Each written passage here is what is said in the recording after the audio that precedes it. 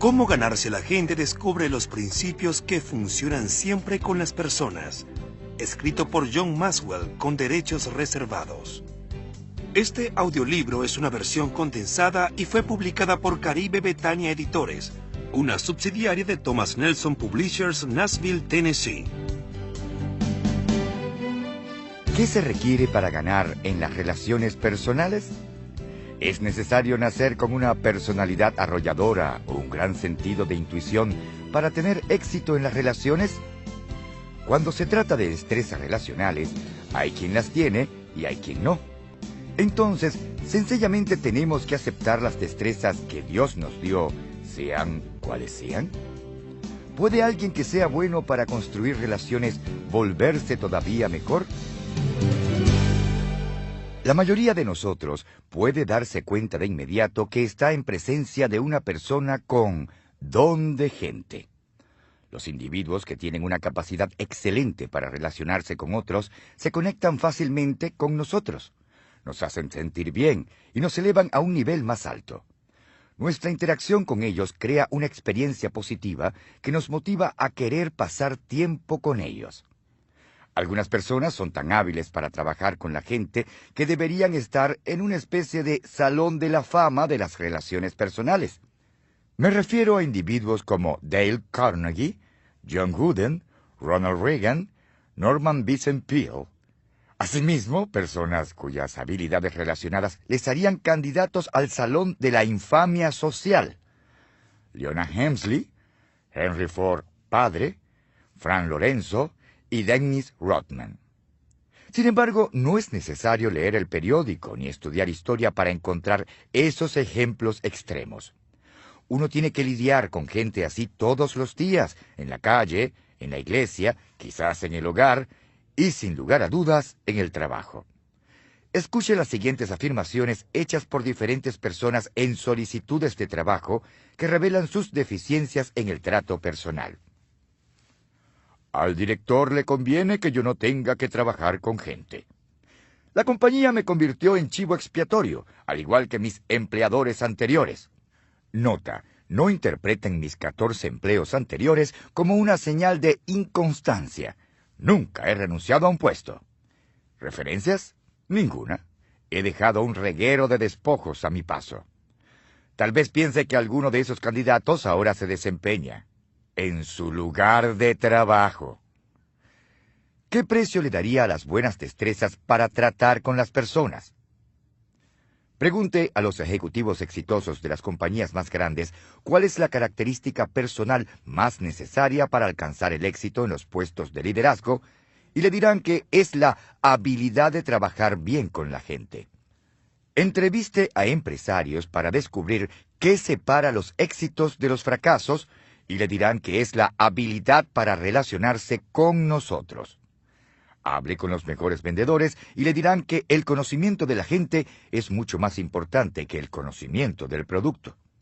Siéntese a hablar con profesores y artífices, forjadores y dueños de negocios, pastores y padres, y le dirán que las destrezas relacionales hacen la diferencia entre aquellos que se superan y los que no.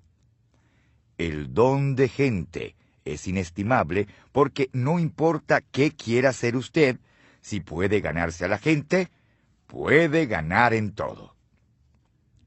Todos los éxitos de la vida son el resultado de iniciar relaciones con la gente correcta y luego fortalecer esas relaciones con buenas destrezas relacionales. De igual modo, los fracasos en la vida casi siempre pueden atribuirse a fallas en las relaciones personales. A veces, la conexión es obvia. Enredarse con un cónyuge abusivo, un socio corrupto o un familiar vicioso tarde o temprano ocasionará grandes daños. Otras veces el problema es menos dramático, como mantenerse a distancia de un compañero de trabajo con el que uno tiene que interactuar a diario, no poder establecer una relación positiva con un cliente importante o perder oportunidades únicas para alentar a un niño inseguro. Lo cierto es que todos pueden vincular sus éxitos y fracasos a las relaciones que han desarrollado en su vida. ¿Ha tenido que lidiar alguna vez con una persona difícil? Tal vez pensó, no puedo negar que tiene talento, pero me resulta muy difícil trabajar con ella. O es un joven brillante, pero parece que no se lleva bien con nadie. Son personas que nunca alcanzan a desarrollar su máximo potencial porque solo son capaces de lograr una fracción de lo que podrían hacer si supieran cómo ganarse a la gente. No entienden que las buenas relaciones son más que la cubierta del pastel en la vida. Son el pastel mismo, la sustancia que necesitamos para llevar una vida exitosa y satisfactoria. Ahora bien, ¿qué deben hacer las personas que no poseen grandes destrezas relacionales? Debo admitirlo, para mí es muy natural establecer y desarrollar relaciones, pues siempre he sido muy sociable. Sin embargo, también me he esforzado en mejorar mis habilidades innatas. En medio siglo he aprendido mucho sobre los demás y sobre mí mismo, y he condensado esas ideas en 25 principios de interacción que cualquier persona puede aprender.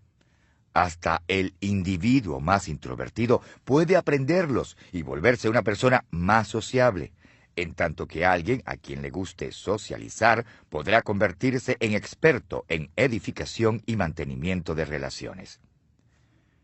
Digo esto porque son principios de interacción que funcionan en todos los casos. Se aplican sin importar que uno sea joven o anciano, sanguíneo o melancólico, hombre o mujer, empleado o jubilado. Los he practicado durante décadas y los he visto funcionar en docenas de países a los que he viajado en 6 continentes. Como resultado de aplicar estos principios, he optimizado mis probabilidades de éxito con los demás y he desarrollado relaciones positivas y saludables que me han traído éxito profesional y satisfacción personal. Esto no significa que usted tendrá una relación exitosa con todas las personas que se crucen en su camino, ya que no puede controlar la reacción de otra persona hacia usted. Todo lo que puede hacer es convertirse en la clase de persona que otros quieran conocer y con la cual puedan construir una relación significativa. En la vida, las habilidades que usted emplee y las personas con quienes elija relacionarse determinarán su éxito o su fracaso. He dividido los principios de interacción en este libro conforme a 5 factores críticos que debemos tener en cuenta si queremos ganarnos a la gente. Primero, disposición. ¿Estamos preparados para las relaciones? Segundo, conexión. ¿Estamos dispuestos a enfocarnos en los demás? Tercero, confianza. ¿Podemos desarrollar la confianza mutua? Cuarto, inversión. ¿Estamos dispuestos a invertir en otros? Quinto, sinergia. ¿Podemos crear relaciones en las que todos salgamos ganando? Aprenda y practique los principios de interacción y podrá dar respuesta afirmativa a todas estas preguntas. De este modo alcanzará el éxito en las relaciones personales porque será capaz de desarrollar relaciones sanas, eficaces y satisfactorias. Y usted tiene la oportunidad de convertirse en la clase de persona que también hace exitosos a los demás. ¿Qué podría ser mejor que eso? El factor disposición. ¿Estamos preparados para las relaciones? Debemos admitir que no todo el mundo tiene talento para iniciar, construir y mantener relaciones buenas y saludables. Hay muchos que crecen en hogares disfuncionales y nunca cuentan con ejemplos de relaciones positivas. Algunas personas están tan enfocadas en sí mismas y en sus propias necesidades que es como si los demás no existieran. Otros han sido tan lastimados en el pasado que ven el mundo entero a través del filtro de su dolor, y debido a todo lo que ignoran sobre las relaciones personales, no se conocen a sí mismos ni saben cómo relacionarse con otros de forma saludable. Se necesitan personas con destrezas relacionales saludables para construir relaciones excelentes. Ese es el punto de partida para todo. Creo que existen ciertos fundamentos indispensables para preparar bien a la gente para las relaciones. Estos determinan el éxito en el factor disposición. Los componentes esenciales están contenidos en los siguientes 5 principios de interacción. El principio del lente. ¿Quiénes somos? Determina cómo vemos a los demás. El principio del espejo. La primera persona que debemos examinar, nosotros mismos. El principio del dolor. Las personas heridas hieren a los demás y son heridos fácilmente por ellos. El principio del martillo. Nunca use un martillo para matar la mosca que se paró en la cabeza del otro. El principio del ascensor. Podemos elevar a los demás o llevarlos al suelo en nuestras relaciones. La persona que carezca de alguno de estos componentes esenciales no estará bien preparada para las relaciones y como resultado tendrá problemas recurrentes al trabajar con otros. Si usted o alguien que usted conoce parece incapaz de construir la clase de relaciones positivas que todos los seres humanos desean, la razón puede ser un problema de disposición. Al aprender estos 5 principios de interacción, usted se preparará para la creación de relaciones positivas y saludables. El principio del lente. Quiénes somos determina cómo vemos a los demás. La pregunta que debo responder es, ¿cuál es mi percepción de los demás? Un viajero que se acercaba a una ciudad grande preguntó a un anciano sentado junto al camino, ¿cómo es la gente en esta ciudad? ¿Y cómo eran allá de donde usted viene?, preguntó el hombre. Terribles, contestó el viajero, desconsiderados, deshonestos, detestables en todo sentido. Ah, dijo el anciano, esa es la clase de gente que va a encontrar en esta ciudad. Apenas acababa de irse el viajero cuando llegó otro a averiguar sobre la gente de esa ciudad. De nuevo el anciano le preguntó cómo era la gente en el lugar que acababa de dejar el viajero. Era gente honesta, decente, trabajadora y generosa, declaró el segundo viajero. Me dio tristeza dejar el lugar. Pues esa es la misma clase de gente que encontrará aquí, respondió el anciano. La manera como vemos a los demás es un reflejo de nosotros mismos. Si soy una persona que confía en los demás, les veré como personas confiables. Si critico a los demás, veré a los demás como mis críticos. Si me intereso en los demás, les veré como gente compasiva.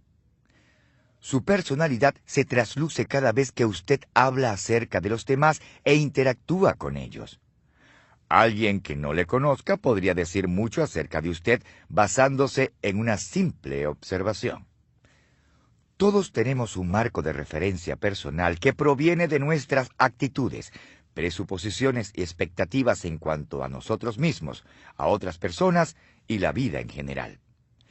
Estos factores determinan si somos optimistas o pesimistas, alegres o depresivos, confiados o sospechosos, amistosos o reservados, valientes o tímidos. Lo que uno enseñe se deriva de cómo ve la vida, y nuestra manera de ver la vida se deriva de quiénes somos. Hace unos años tuve la oportunidad de enseñar liderazgo al equipo profesional de fútbol americano de San Luis, Missouri. El equipo me invitó a asistir después a uno de sus partidos y me permitieron sentarme con las esposas de los entrenadores y jugadores. Me senté junto a Kim Maxco, esposa del entrenador asistente de los Rams de San Luis, John Maxco. Mientras hablábamos, le pregunté sobre todas las ciudades en que había vivido para saber cuál era su favorita. Ella había vivido en muchos estados: Ohio, Carolina del Norte, Arizona, California, Nueva York y Missouri. Su respuesta fue: me gusta donde vivo ahora. ¿Así que San Luis es su ciudad favorita?, le pregunté. No, eso no fue lo que dije. Mi lugar favorito es donde quiera que esté viviendo en el momento, volvió a responder. Es una decisión. ¡Qué actitud tan admirable! Si usted puede mantener una perspectiva semejante, siempre verá la vida bajo una luz positiva. ¿Qué factores contribuyen a determinar quién es usted? Muchos, por supuesto, pero estos son los 5 que considero más importantes. Primero, genética. Cuando Margaret y yo éramos jóvenes e ingenuos, creíamos que la genética tan solo jugaba un papel secundario en la constitución de una persona. Pensábamos que el ambiente era responsable, en un 98%, por lo que llegara a ser una persona. Si usted cría a sus hijos para que sean como usted, así lo serán. Luego adoptamos a nuestros hijos Elizabeth y Joel Porter. Descubrimos que la crianza, el desarrollo del carácter, la educación y la instrucción espiritual son factores importantes, pero algunas cosas son parte intrínseca de la gente y van a permanecer allí, sin importar en qué ambiente se desarrollen. Su constitución genética puede ser tanto buena como mala noticia para usted. Hay algunas cualidades y características que usted recibió al ser creado que son maravillosas. Y esto es cierto para cada ser humano en el planeta. Sin embargo, también hay cosas que a usted no le gustan. Es posible que le toque aprender a vivir con ellas. Pero en lo relacionado con el carácter, preste mucha atención a sus debilidades. En lo relacionado con los talentos, enfóquese en sus puntos fuertes. En esto no tenemos opciones, porque nadie puede cambiar sus genes. Sin embargo, de los 5 factores principales que determinan quién es usted, es el único que no puede cambiar con sus decisiones, mientras que los otros 4, por lo menos en cierta medida, dependen de usted. Segundo, imagen personal. La gente es como el agua. Cada uno encuentra su propio nivel. Una persona con una imagen negativa de sí misma esperará lo peor, dañará sus relaciones y encontrará a otros que también sean negativos. Aquellos que tienen una imagen positiva de sí mismos esperarán recibir lo mejor en la vida, y aquellos que tienen una imagen personal positiva y fidedigna tendrán mayor probabilidad de alcanzar el éxito, ver a los demás como exitosos en potencia y relacionarse con otras personas exitosas. Tercero, experiencias en la vida. Piensa en algunas de sus experiencias de la infancia. Si tuvo grandes éxitos deportivos, es probable que se hayan vuelto una parte importante de su vida. Si hacía amigos con facilidad, es probable que ahora disfrute la compañía de la gente. Si fue descuidado o maltratado, esto ha tenido otra clase de efecto en su vida. Todo lo que usted ha experimentado contribuye a definir quién es usted ahora. Nosotros no escogemos todas las experiencias de nuestra vida, y esto es en particular muy cierto sobre nuestra infancia. Sin embargo, sí elegimos muchas de las experiencias que tenemos ahora. Elegimos a la persona con quien nos casamos, elegimos nuestros trabajos, elegimos dónde nos vamos de vacaciones, si vamos o no a hacer ejercicio, y qué queremos aprender. Además, las personas que vivieron una infancia difícil deciden si procurarán tener experiencias que mejorarán su manera de vivir y pensar. No podemos deshacer nuestro pasado, pero sí podemos reprogramarnos con experiencias nuevas. Cuarto, actitud y decisiones frente a esas experiencias. Todavía más importante que escoger nuestras experiencias es decidir qué actitudes tendremos en cuanto a las experiencias que tenemos. Como ya mencioné, tenemos un control muy limitado sobre lo que experimentamos, pero sí tenemos control completo sobre nuestras actitudes. Que nuestra perspectiva sea positiva o negativa, expectante o vacilante, abierta o cerrada, es 100% una decisión nuestra. Quizás no pueda cambiar el mundo que veo a mi alrededor, pero puedo cambiar lo que veo dentro de mí. Creo que la actitud es la segunda decisión más importante que uno hace en la vida. La más importante es la fe. Su actitud le edificará o le destruirá. No es el resultado de su nacimiento, sus circunstancias o su cuenta bancaria. Es pura cuestión de su voluntad para elegir. Quinto, amistades. Una de las cosas más importantes que usted hará es elegir a sus amigos. Como padres, Margaret y yo observamos con mucha atención los amigos que eligieron nuestros hijos. Sabíamos que la gente positiva y de carácter íntegro sería una buena influencia para ellos. La gente negativa, con carácter cuestionable, sería un lastre en sus vidas.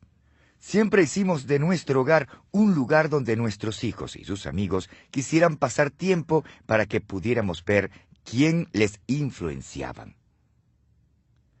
La gente más cercana a usted, y esto incluye especialmente su cónyuge, moldeará su personalidad. ¿No ha visto cómo un joven a quien le ha ido bien empieza a tener problemas de toda clase cuando empieza a pasar tiempo con chicos que se meten en problemas? ¿No ha observado a un amigo o colega que despegó en su profesión como resultado de pasar tiempo con gente que expandió su mente y le retó a crecer? La gente con quien usted decide pasar tiempo cambiará lo que usted es.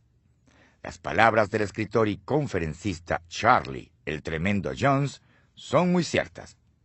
La diferencia entre la persona que usted es hoy y quién será en 5 años radica en la gente con que pase tiempo y los libros que lea.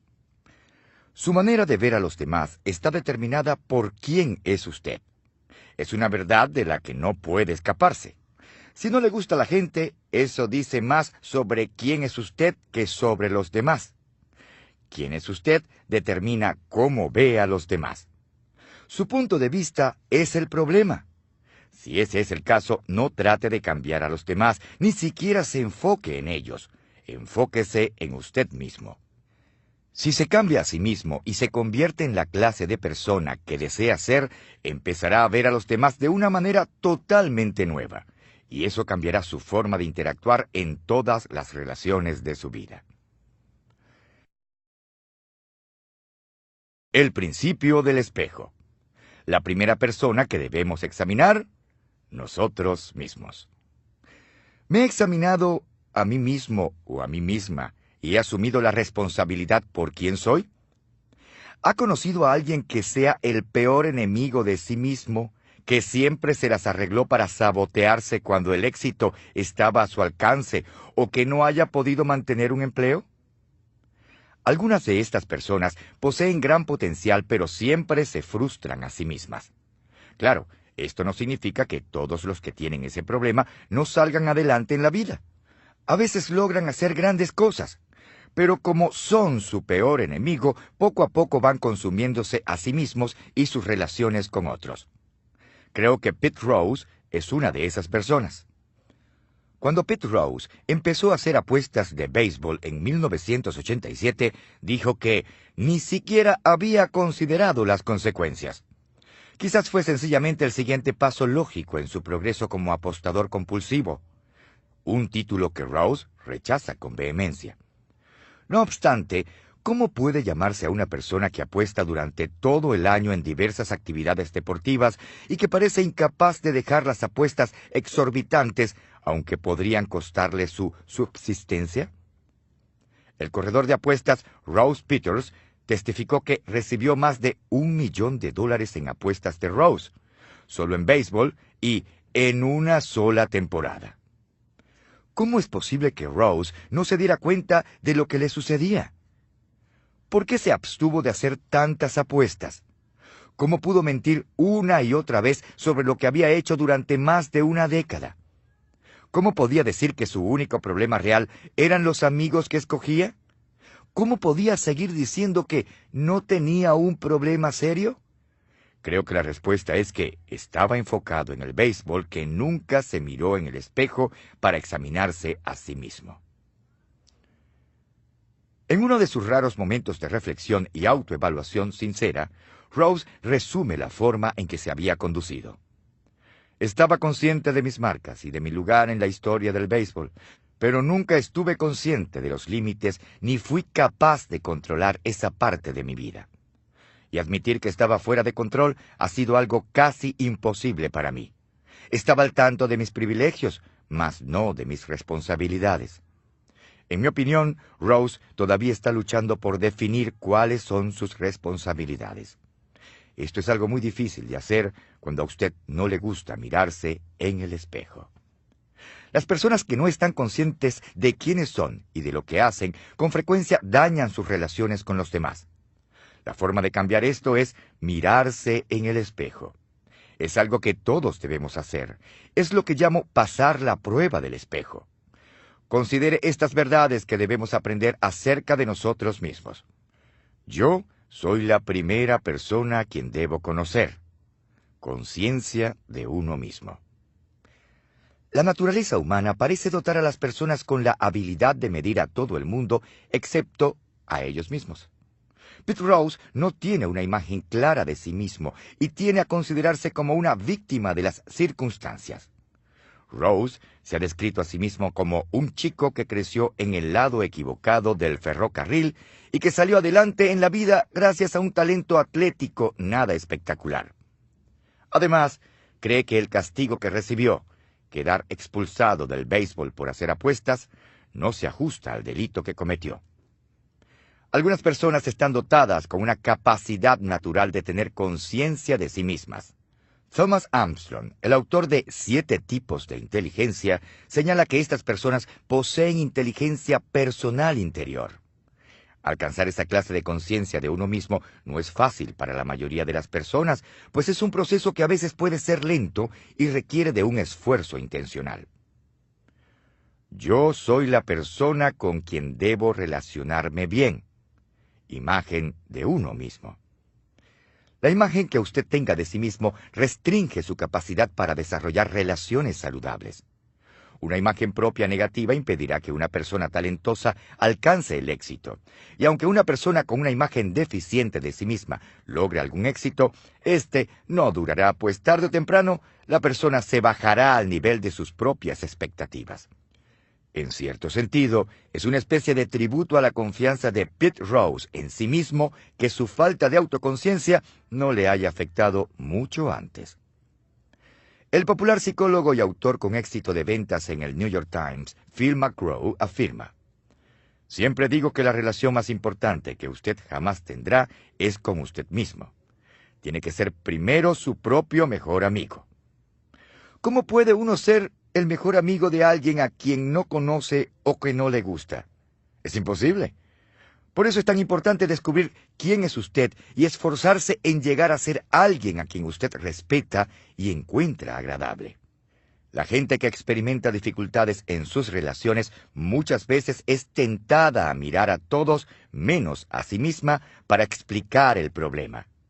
No obstante, siempre debemos empezar haciendo un examen objetivo de nosotros mismos y debemos estar dispuestos a cambiar todas las deficiencias que tengamos.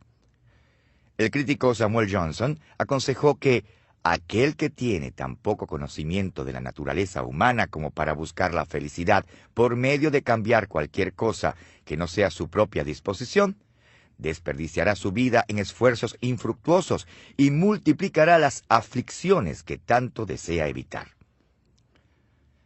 Hace unos años, cuando viajé a Nueva Zelanda para ofrecer una conferencia, me quedé en un hotel de la capital. Cierta noche sentí sed y empecé a buscar la máquina dispensadora de refresco. Como no encontré ninguna, me fijé en una puerta que decía «personal» y supuse que podía entrar para ver si alguien podía ayudarme. No encontré allí a ningún trabajador del hotel ni a una máquina de bebidas, pero sí observé algo interesante. Al acercarme a la puerta para salir otra vez al corredor, vi que la puerta tenía un espejo de pies a cabeza con las siguientes palabras: «Examínese con cuidado. Esto es lo que ven los clientes y huéspedes del hotel». La gerencia del hotel quería recordar a los empleados que para cumplir bien sus funciones tenían que darse un buen vistazo a sí mismos. Si quiere tener mejores relaciones con los demás, entonces deténgase, mírese en el espejo y empiece a trabajar para mejorar lo que ve. El principio del dolor. Las personas heridas hieren a los demás y son lastimadas con facilidad. ¿Hiero a las personas o ellas me hieren a mí con demasiada facilidad? No hace falta un psiquiatra para confirmar que hoy día hay muchas personas heridas.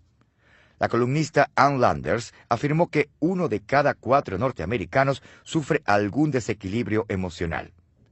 También añadió que deberíamos considerar nuestras 3 amistades más cercanas. Y si nos parece que están bien, eso significa que nosotros somos los del problema.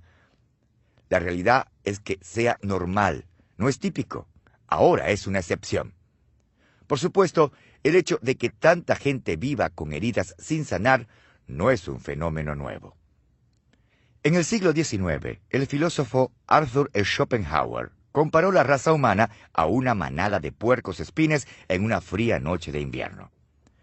Cuanto más fría es la noche, más nos acercamos para calentarnos, pero entre más nos acercamos, más daño nos hacemos unos a otros con las espinas. Así, en la noche solitaria del invierno terrestre, llega el momento en que empezamos a separarnos y a deambular por nuestra propia senda hasta que morimos congelados en nuestra soledad. Schopenhauer era bastante pesimista, y a diferencia de él, creo que hay esperanza para todos. Sin embargo, también sé que no podemos ser ingenuos en cuanto a la situación de la gente. Una gran cantidad de individuos está alimentando heridas profundas. El poeta alemán Hermann Hesse escribió: si detestas a una persona, detestas algo en él o ella que es parte de ti mismo. Lo que no es parte de nosotros no nos molesta. Estoy de acuerdo con su punto de vista. Cuando una persona herida explota, es en respuesta a lo que sucede en su interior, más que a lo que sucede a su alrededor. Es porque siente o cree que hay algo negativo dentro de ella. El problema es que la gente que no cree en sí misma nunca triunfará y también impedirá el éxito de quienes le rodean. A comienzos de mi carrera pastoral, hice muchas sesiones de conserjería, algo que después delegué a otros miembros del equipo porque no tenía el temperamento adecuado para hacerlo. Sin embargo, en el transcurso de los años, he aconsejado a suficientes parejas heridas como para observar que su interacción casi siempre sigue el mismo patrón. Uno de los 2 cónyuges vomitaba emocionalmente, y luego el otro lo limpiaba. Lo vi pasar una y otra vez. Y siempre el individuo más herido era el que hacía más daño a la otra persona. Las personas heridas no solo hacen daño a otros, sino que también son lastimados fácilmente por otros. Mi amigo Kevin Myers lo ilustra de esta manera. Si alguien tiene una astilla en el dedo y la deja allí, el dedo no solo duele, sino que se inflama e infecta. Después, si otra persona tan solo lo roza al pasar, el individuo se retuerce de dolor y exclama: ¡me lastimaste! No obstante, la realidad es que el problema no es con la persona que se topó con el dedo inocentemente. Es con la persona que tiene la astilla encarnada y que no se ha encargado de curar la herida. El dolor emocional opera de forma similar. La gente herida reacciona de forma exagerada y sobreprotege. También intentan ejercer una influencia desmedida, y con esto quiero decir que controlan la relación. Al interactuar con otros, recuerde esto: siempre que la reacción de una persona es mayor que el asunto en cuestión, la reacción casi siempre tiene que ver con otro asunto. Las personas heridas no solo hacen daño a otros y son lastimadas fácilmente por otros, sino que muchas veces se hieren a sí mismas. En una vieja rutina cómica sale un sabelotodo al que le encanta sermonear a su amigo en la estación donde esperan cada mañana para tomar el tren. En cada oportunidad, el sabelotodo habla mientras golpea el pecho de su amigo con el dedo. Por supuesto, esto no le cae muy bien al otro hombre, así que un día decide ponerle punto final. Al día siguiente, de camino a la estación, se encuentra con un tercer amigo y dice: ya me harté de que ese sabelotodo me sermonee todo el tiempo y me golpee el pecho con el dedo. Hoy voy a tomarlo por sorpresa. ¿Qué vas a hacer?, le pregunta el amigo. El primer hombre abre su abrigo para revelar 3 tacos de dinamita que tiene atados al pecho. Hoy, cuando me empiece a golpear, dice con una sonrisa, se le va a caer la mano con el estallido. La gente herida es igual. Le hacen daño a otros, pero las personas que hieren con más frecuencia y más profundo son ellos mismos. Si usted tiene que tratar con una persona herida, algo que todos tenemos que hacer en algún momento, le aconsejo hacer lo siguiente. No lo tome como algo personal. La gente herida encontrará una ofensa donde no haya ninguna. Si usted sabe que no ha hecho nada malo, recuerde que no importa qué digan otros sobre usted, sino lo que usted crea sobre usted mismo. Puede disculparse por el dolor que sientan y tener compasión por su estado, pero no debe tomarlo como algo personal. Eso puede ser difícil, incluso para una persona con una imagen saludable de sí misma, pero vale la pena el esfuerzo. Busque el problema más allá de la persona. Usted haría bien en tratar de ver más allá de la persona y sus acciones hirientes para ver cuál es la causa real del dolor. Así no pueda descubrir la fuente del problema, este plan le ayudará a abordar a la persona con mayor compasión. Mire más allá de la situación. ¿Alguna vez sintió temor de hacer una llamada telefónica para dar una mala noticia, no tanto por la noticia misma, sino porque temía la reacción de la persona al otro lado de la línea? Apenas la semana pasada, mi esposa y yo tuvimos que hacer una de esas llamadas. Habíamos planificado el fin de semana, pero las cosas cambiaron al último minuto. Tuvimos que llamar a un amigo que sería afectado negativamente por el cambio imprevisto. Detestamos tener que hacer la llamada, no porque la noticia fuera tan mala, sino porque la persona no era muy fuerte en sus emociones y sabíamos que reaccionaría mal. En esos casos, trate de no enfocarse en la situación. Solo recuerde que no importa qué le sucede a usted, sino qué sucede en usted. Trate de elevarse por encima de la turbulencia emocional que la otra persona pueda generar. No añada a su dolor. La inclinación natural de muchas personas es contrarrestar el fuego con fuego y el dolor con dolor. Sin embargo, desquitarse de una persona herida es como patear a un hombre caído.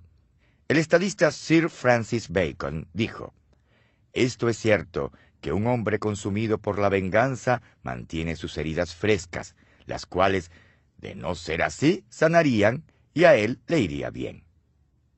Si alguien estalla con rabia contra usted, lo mejor es perdonarle y seguir adelante. Ayúdeles a encontrar ayuda. El gesto más amable que usted puede brindar a las personas heridas es tratar de conseguirles ayuda. Algunas personas no quieren lidiar con sus problemas y usted ciertamente no debe procurar que reciban ayuda a la fuerza, pero siempre puede optar por extenderles una mano. El proceso de sanidad puede tomar mucho tiempo, como sucedió con Tom, pero se sabe de gente muy amargada que ha podido superarse. Al principio de este capítulo se formuló esta pregunta: ¿hiero a las personas o ellas me hieren a mí con demasiada facilidad? Si su pregunta fue afirmativa, entonces necesita responder una segunda pregunta. ¿Estoy preparado para trabajar en mis problemas y superar mi dolor? Esta es la clave. La mayoría de la gente quiere una cura instantánea, algo que les proporcione alivio momentáneo. Por eso es que algunos optan por estallar con improperios, ya que hacerlo les hace sentirse mejor temporalmente. Otros usan el alcohol, la comida, el sexo o cualquier otra cosa para mitigar el dolor. Pero como dice mi amigo Kevin Myers, si usted quiere mejorar, necesita más que un remedio instantáneo. Usted necesita ponerse en forma. La gente que procura estar en buena forma en sus emociones no busca un alivio momentáneo, buscan hacer lo correcto. ¿Cómo puede estar seguro de qué clase de persona es usted? La gente que busca remedio instantáneo deja de trabajar en resolver el problema tan pronto siente alivio del dolor o la presión. La gente que procura arreglar su problema de verdad continúa haciendo lo correcto y mejorando aunque la incomodidad se desvanezca. Para analizar sus heridas del pasado y evaluar sus problemas emocionales se requiere a veces la ayuda de un consejero profesional. Y es posible que el proceso le parezca insoportable, pero bien vale la pena. Hace poco leí una historia que presenta una buena analogía de lo que esto implica. En marzo de 1995, la compañía de limpiezas de tubería Watertown, Connecticut, realizaba trabajos bajo las calles de Riverhead, Massachusetts, para limpiar un conducto de alcantarillado de 10 pulgadas. Los trabajadores encontraron muchos de los artículos usuales que tapan ese tipo de cañerías.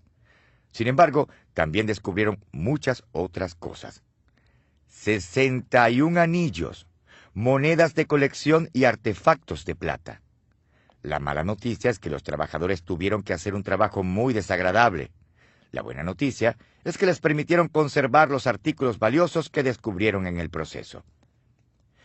Si su capacidad de interacción personal también está tapada, usted tal vez tenga que hacer excavaciones nada placenteras para conseguir la situación, y es posible que le toque lidiar con cosas muy feas. Sin embargo, la recompensa es que podrá descubrir algunos tesoros que ni siquiera sabía que existían, y al final de su duro trabajo puede desarrollar una capacidad para desarrollar relaciones sanas. El principio del martillo. Nunca use un martillo para matar la mosca que está parada en la cabeza del otro. ¿Dirían otros que reacciono exageradamente a los detalles minúsculos en una relación? Mi esposa Margaret y yo nos casamos en junio de 1969. Y como la mayoría de las parejas, creíamos con gran ingenuidad que todo iría de maravilla de allí en adelante. Por supuesto, no pasó mucho tiempo antes de que nos viéramos enfrascados en los desacuerdos leves que todas las parejas experimentan, en especial cuando apenas empiezan a ajustarse a la vida matrimonial. Como la mayoría de la gente, yo pensaba que tenía la razón casi todo el tiempo, y se lo hacía saber a Margaret. Siempre he sido bueno para hablar, y como puedo ser muy persuasivo, utilicé mis habilidades para ganar las discusiones. Nunca alzamos la voz ni nos gritamos el uno al otro, pero siempre me aseguraba de salir ganando. El problema era con mi metodología. Margaret siempre salía perdiendo. Hicimos muchas cosas durante esos 2 primeros años de matrimonio. Por esa situación se mantuvo siempre igual. Sin darme cuenta, le estaba ocasionando daños emocionales a Margaret. Si estábamos en desacuerdo, yo tenía una reacción exagerada y sin proponérmelo ponía otro ladrillo en el muro que se estaba levantando entre los dos. Yo me di cuenta de que ganar a cualquier costo pondría en peligro nuestro matrimonio. Un día Margaret hizo que me sentara, me contó cómo se sentía cada vez que discutíamos y explicó lo que eso le estaba haciendo a nuestra relación. Fue la primera vez que entendí que había puesto mi prioridad de ganar las discusiones por encima de ganarme la relación con mi esposa. A partir de ese momento decidí cambiar, tras entender que tener la actitud correcta era más importante que tener las respuestas correctas. Suavicé mi método, empecé a escuchar más y dejé de convertir los detalles en problemas grandes. Con el paso del tiempo, el muro que se había empezado a levantar se vino abajo y empezamos a construir puentes. Desde aquella época he hecho un esfuerzo consciente de iniciar la conexión siempre que entro en conflicto con alguien. Admitámoslo. Debido a sus personalidades, algunas personas están más inclinadas a usar un martillo, aun cuando otra herramienta más tersa pueda hacer el trabajo bien. Trato de aplacar mi conducta con el uso de las 4 T. Quizás usted quiera usarlas cuando se encuentre en una situación similar. Primera, toda la información. ¿Salta usted a conclusiones mucho antes de que terminen de presentarle un problema dado? Esto nos sucede con frecuencia a los que tenemos personalidad fuerte. Por eso es que me he adiestrado a mí mismo para seguir un proceso que me impida martillar con respuestas a la gente antes que terminen de formular sus preguntas. Cuando alguien comparte su punto de vista conmigo, yo trato de escuchar, hacer preguntas, volver a escuchar, hacer más preguntas, escuchar un poco más y, por último, responder. He descubierto que si me detengo lo suficiente, tengo mayor probabilidad de dar respuestas pacientemente y de manera apropiada. Segunda, tiempo oportuno. Hace poco leí una cita atribuida al señor Dan Sadra que decía: «Lo que cuenta es lo que haces, no cuando lo haces». Esto no siempre es verdad. Si el general no ordena el ataque en el momento preciso, la batalla se pierde. Si el padre no se apresura a llevar a su hijo accidentado al hospital, puede costarle la vida.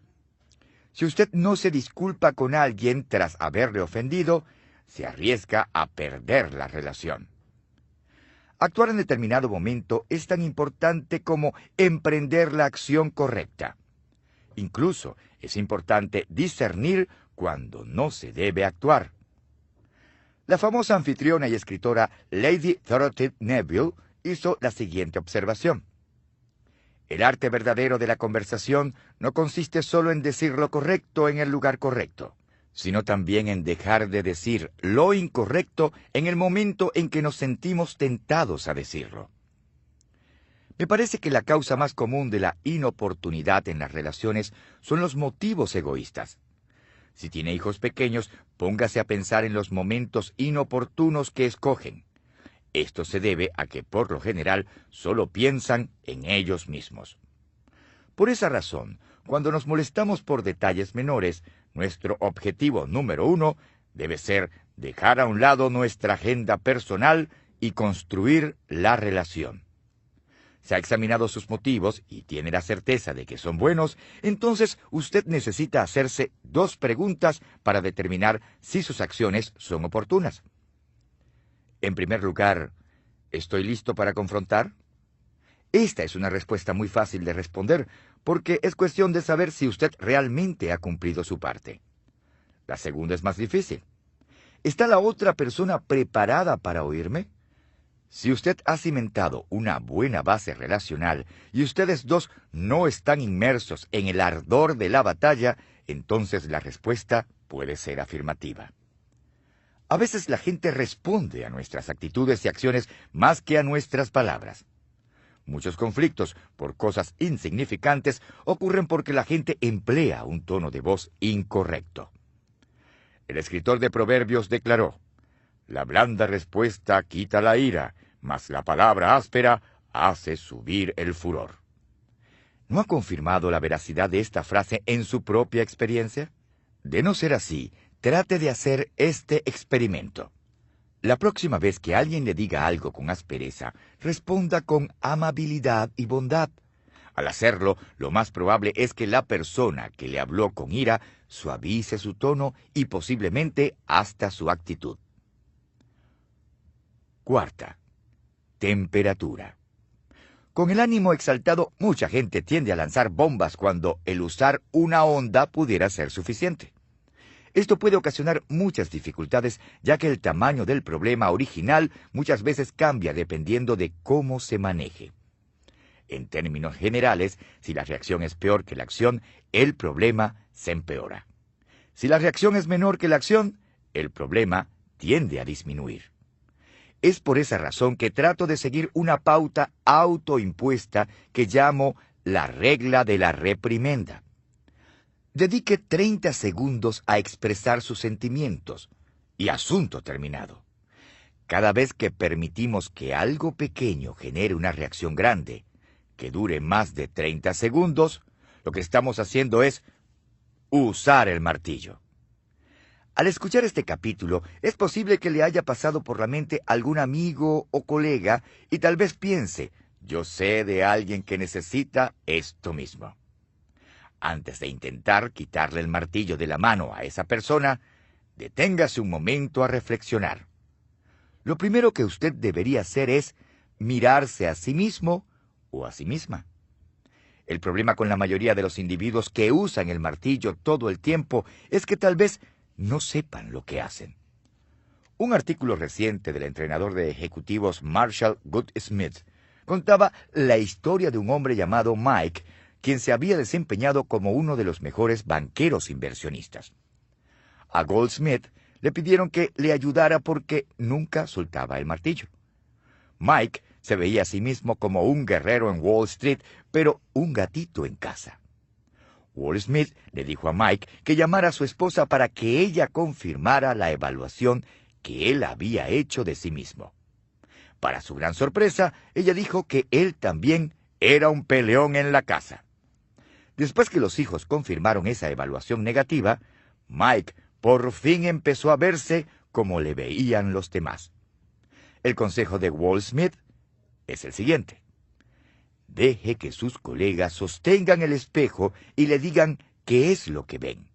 Si no les cree, pida el mismo favor a sus familiares y amigos más cercanos. Si lo hace, descubrirá si trata o no a los demás como personas o como clavos.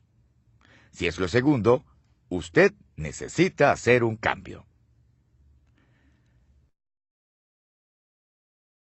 El principio del ascensor. Podemos elevar a los demás o llevarlos al suelo en nuestras relaciones. ¿Dirían los demás que les elevo o que les arrastro por el suelo? La gente o bien valora a los demás y aligera su carga al elevarse de este modo, o restan valor a los demás al pensar solo en sí mismos y arrastran a la gente por el suelo en el proceso. Pero yo llevaría el concepto un paso más adelante.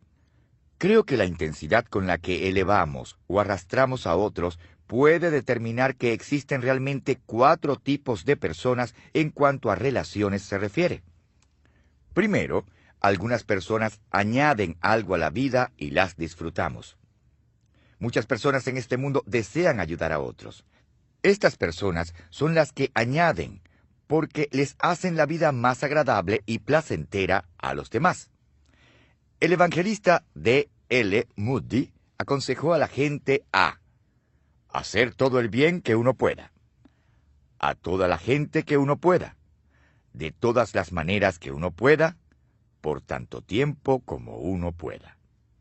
Moody fue uno de los que añaden a la vida de los demás.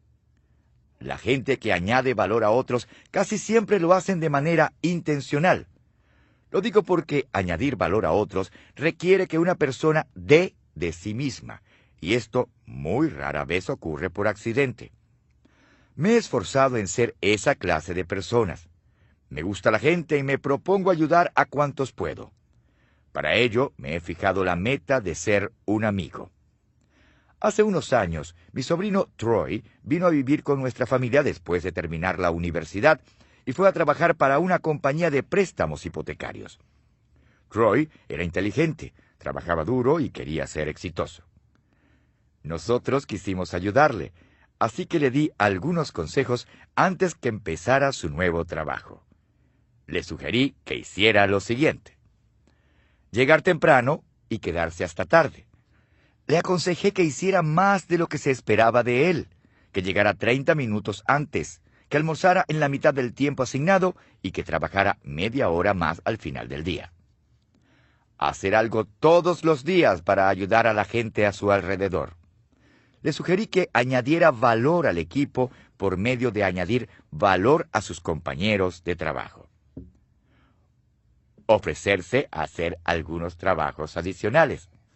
Le dije que sacara una cita con el jefe para hacerle saber que si necesitaba realizar alguna tarea extra, sin importar cuán servil fuera, él estaba disponible para ayudar.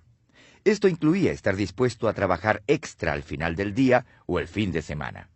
Lo que hice fue darle a Troy una lección en cómo ser una persona que añade, no que subtrae. Como resultado, Troy añadió valor a la gente que lo rodeaba y a la compañía, tanto así que ascendió con rapidez en la organización antes de cumplir los 30 años. Segundo, algunas personas sustraen algo de la vida y las toleramos. En su obra Julio César, el personaje Cassius del dramaturgo William Shakespeare afirma: un amigo debería sobrellevar las aflicciones de su amigo. En cambio, Brutus hace las mías mayores de lo que son. Eso mismo hacen los que subtraen, pues no hacen más llevaderas nuestras cargas, sino que vuelven más pesadas las que ya tenemos. Lo triste es que casi siempre lo hacen de forma muy intencional.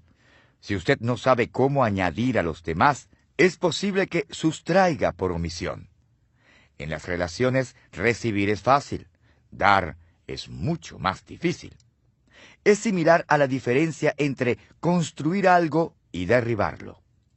Un artesano hábil dedica mucho tiempo y energía para construir una silla hermosa, pero no se requiere ninguna habilidad para despedazarla en cuestión de segundos.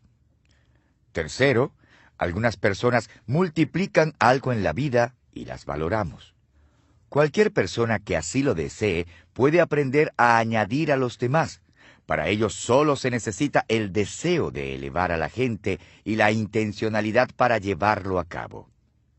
Esto es lo que George Crane trató de enseñar a sus estudiantes. Sin embargo, para llegar a otro nivel en las relaciones, para convertirse en un multiplicador, uno tiene que ser intencional, estratégico y capaz. Entre más talentos y recursos posea una persona, mayor será su potencial para convertirse en multiplicador. Cuarto, algunas personas dividen algo en la vida y las evitamos. Los que dividen son personas que realmente nos llevan al sótano, pues se proponen arrastrarnos tan bajo como puedan y todas las veces que puedan. Son como el presidente de la compañía que envió un memorándum a su director de personal que decía: busque en la organización a un hombre joven, agresivo y alerta que sea capaz de reemplazarme y tan pronto lo encuentre, despídalo. Los que dividen son bastante dañinos, porque a diferencia de los que sustraen, sus acciones negativas casi siempre son intencionales. Son personas hirientes que quieren verse o sentirse mejor como sea, y muchas veces para lograrlo tratan de hacer que a otra persona le vaya peor que a ellos. Como resultado, dañan relaciones y causan desastres en la vida de la gente. Creo que en lo más profundo de su ser, todas las personas, hasta las más negativas, quieren ser como ascensores que elevan a todos a su alrededor. Todos queremos ser una influencia positiva en la vida de otros, y la verdad es que sí podemos serlo. Esta es una cita que siempre me ha gustado. Pasaré por este mundo nada más que una vez. Por eso, cualquier bien que pueda hacer o cualquier bondad que pueda mostrar a cualquiera de mis semejantes, déjame hacerlo ahora. No puedo postergarlo ni descuidarlo, pues no volveré a pasar por aquí otra vez. La gente que eleva a los demás no espera hasta mañana, o que llegue algún día mejor para ayudar a la gente, sino que actúa ahora mismo. Cada persona en el mundo tiene la capacidad de convertirse en alguien que eleva a los demás. Usted no tiene que ser rico, ni necesita ser un genio. No necesita tener una vida perfecta, pero sí tiene que interesarse en la gente e iniciar las actividades que elevarán a los demás. No deje que pase otro día sin elevar a la gente en su vida. Esto hará posible un cambio positivo en las relaciones que ya tiene y abrirá paso a muchas más. Antes de proseguir, revisemos los principios de interacción que se relacionan con el factor disposición. El principio del lente, quienes somos, determina cómo vemos a los demás. El principio del espejo, la primera persona que debemos examinar, nosotros mismos. El principio del dolor, las personas heridas hieren a los demás y son lastimadas con facilidad. El principio del martillo, nunca use un martillo para matar la mosca parada en la cabeza de otro. El principio del ascensor, podemos elevar a los demás o llevarlos al suelo en nuestras relaciones.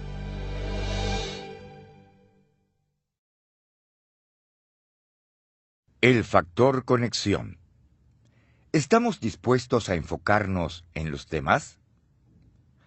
Todos los seres humanos poseen el deseo de conectarse con otras personas, sin importar cuán jóvenes o ancianos, introvertidos o extrovertidos, ricos o pobres, educados o ignorantes sean. La necesidad de conexión es motivada a veces por un deseo de recibir amor. Pero también puede darse por sentimientos de soledad, la necesidad de aceptación, la búsqueda de satisfacción o el deseo de tener éxito en los negocios. ¿Cómo podemos satisfacer nuestro deseo de relacionarnos? ¿Cuál es la mejor manera de empezar? En otras palabras, ¿cómo podemos conectarnos? La respuesta es que debemos dejar de pensar en nosotros mismos y empezar a enfocarnos en las personas con quienes deseamos construir relaciones. Por eso la pregunta clave en el factor conexión es: ¿está usted dispuesto a enfocarse en los demás? Para aumentar su probabilidad de conectarse con otra persona, usted necesita entender y aprender los siguientes 6 principios de interacción. El principio de la perspectiva. Toda la población del mundo, con una pequeña excepción, está compuesta por los demás seres humanos. El principio del intercambio. En vez de poner a otros en su lugar, debemos ponernos nosotros en el lugar de ellos. El principio del aprendizaje. Cada persona que conozcamos tiene el potencial de enseñarnos algo. El principio del carisma. La gente se interesa en la persona que se interesa en ellos.